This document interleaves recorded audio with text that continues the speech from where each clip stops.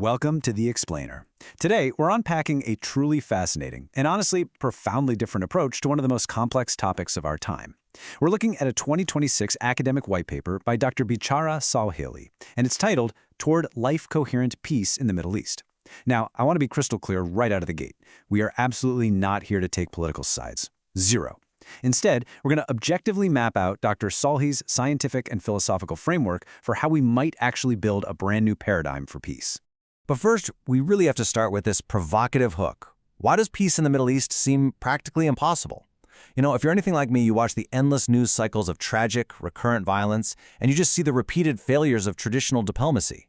It's exhausting, right? It feels like every single peace effort just pauses the clock until the next conflict breaks out. Well, this paper argues that peace fails because we are using the wrong framework entirely to try and solve it. Okay, let's dive into this. Here is our roadmap for today. 1. Why current peace fails. 2. Understanding the life ground. 3. No wound enthroned. 4. The 7-movement protocol. And 5. The arbitration test. Section 1. Why current peace fails. If we take a step back and look at this timeline objectively, we see a deeply layered history of trauma, land disputes, and what the author calls structural violence. We go from the 1917 Balfour Declaration to the 1948 creation of Israel and the Palestinian Nakba, then through the occupation beginning in 1967, the optimism and the ultimate stalling of the 1993 Oslo Accords, the deeply tragic October 7 attacks, and the subsequent Gaza war in 2023, all the way to stalled UN resolutions in 2026. This isn't just a list of dates, you guys. It really highlights how incredibly entrenched these wounds are. So the core problem, according to this research, is that the world just keeps applying victory logic to this entire timeline. Victory logic is all about defeating threats, securing territorial control, and essentially proving your narrative is the right one. But Dr. Sahely's framework proposes a massive shift toward viability logic. Viability logic doesn't ask, how do we defeat them? Instead, it asks, how do we protect our shared life capacity? And this brilliantly illustrates the difference. Victory logic, by its very nature, relies heavily on deterrence and militarization. It inherently views the other side as a threat to be managed or neutralized. But viability logic prioritizes diplomacy, public goods, and restorative institutions as the actual means of security. It treats the other side as legitimate in coexistence. It's a literal paradigm shift from a mindset of control and narrative closure to one of shared life support. Section 2. Understanding the life ground. Now, the most absolutely crucial concept here is the life ground. This refers to the strict, non-negotiable conditions required for human life to continue. We're talking water, food, shelter, safety, and dignity. The paper makes a very compelling argument that you simply cannot negotiate peace or expect rational diplomacy when human beings have their basic survival conditions destroyed. The life ground literally has to be the very first test of any peace proposal. Next up, we have Johan Galting's concept of structural violence. This is so important. True peace has to address way more than just the direct violence of bombs and guns. Structural violence is the completely avoidable life disablement built directly into institutions. Think of blocked access to clean water, denied healthcare, or a lack of legal standing. Because think about it, if a ceasefire stops the shooting, but people still can't access water or basic human rights, the violence hasn't ended, it's merely changed forms. And directly supporting that structural violence is cultural violence. This is the symbolic system, which is very often rooted in sacred memory or deep identity, that makes destroying another person's life ground seem perfectly normal, defensive, or sometimes even divine or inevitable. It's essentially the stories that communities tell themselves that weaponize their history to justify the suffering of others. Which brings us to a really fascinating dynamic. This concept completely reframes the Middle East conflict. It is not a chessboard where you just move political pieces around to secure a win. Not at all.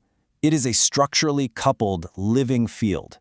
Trauma, direct violence, structural violence, and external political economies are all continuously feeding into the degradation of the life ground, right in the center.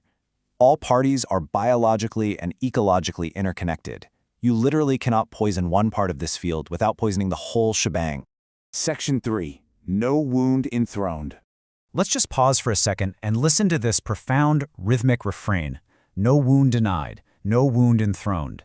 This is the ethical heartbeat of the entire framework. What it means is that Jewish historical trauma, Palestinian dispossession, and regional fears are incredibly real, and they must be fully, genuinely heard. But, and this is the absolute key, none of these wounds can be enthroned, meaning none of them can be used as a sacred excuse to justify new destruction of someone else's life ground. So let's impartially break down how this works. Genuine injuries translate into legitimate human needs, but they can warp into very dangerous distortions. For instance, Jewish historical trauma legitimately asks for security and dignity, but it distorts into what the author calls wound sovereignty when it becomes a perpetual insecurity that justifies dominating others. Conversely, Palestinian dispossession legitimately cries out for freedom and return, but it distorts when it turns into victim sovereignty or annihilationist politics. The framework demands that we separate the genuine life need from the domination strategy. Now, what's really interesting about this is the concrete repair pathway it offers. The framework maps out exactly how we can move from a distorted weaponization of trauma right back to addressing a legitimate life need. It's about shifting from victimhood and fear over to a place of universal responsibility. It's about transforming never again into a universal protection for absolutely everyone, and transforming the desire for self-determination into building a future where dignity doesn't require destroying the other side. Section 4. The 7 Movement Protocol. Okay, here are the 7 movements of the protocol in practice. 1. Protect the life ground first. Water, food, hospitals. 2. Name the wounds without weaponizing them. 3. Distinguish a real-life need from a desire to dominate. 4. Transform sacred memory from revenge into shared responsibility. 5. Build civil commons infrastructure. 6. Repair through truth and mourning. And 7. Disarm the external political economy of perpetual war. Peace here is an organized, active process of shared life support. It's not just a diplomatic signature on a piece of paper. In practice, this acts like a continuous spiral of grace. You don't just do step 1, check the box, and stop. It is a highly participatory repair mechanism. As you secure that life ground in the center, you continuously cycle through, disarming the political economy, repairing through truth, and building shared systems. It really acknowledges that peace is not just the absence of conflict, it is the active presence of conditions that enable life to flourish together. So, the crucial point is highlighted right here in Movement 5. At the foundational layer, we are talking about tangible things, shared water systems, food security, and health systems. Then, moving up to the relational layer, we see shared trauma institutes and interfaith stewardship.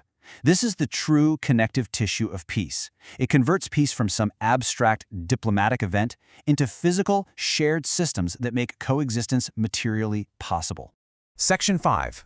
The Arbitration Test. When a crisis hits, policymakers can actually use this objective checklist, which is based on the concept of wu-wei, or non-forcing action. First, identify what life capacities are actually at stake. Second, ruthlessly distinguish universal human needs from claims of ideological domination. Third, find comma possible options, basically solutions that protect the widest range of life for everyone involved. Fourth, if force is absolutely needed, apply only the minimum sufficient restraint to stop life destruction. And fifth, instantly build in feedback and repair mechanisms. It acts as a remarkably steady, analytical guide through the chaos. Which leaves us with this final, ultimate test. Moving forward, whenever you see a news story, a policy proposal, or a military action regarding the Middle East, I want you to ask yourself this exact question. Does this decision preserve, restore, or expand life capacity for all without sacrificing the vulnerable? If the answer is no, then according to this framework, it is fundamentally life incoherent. It's an incredibly powerful lens to view the world through, and I really hope it leaves you hungry to explore these concepts even further.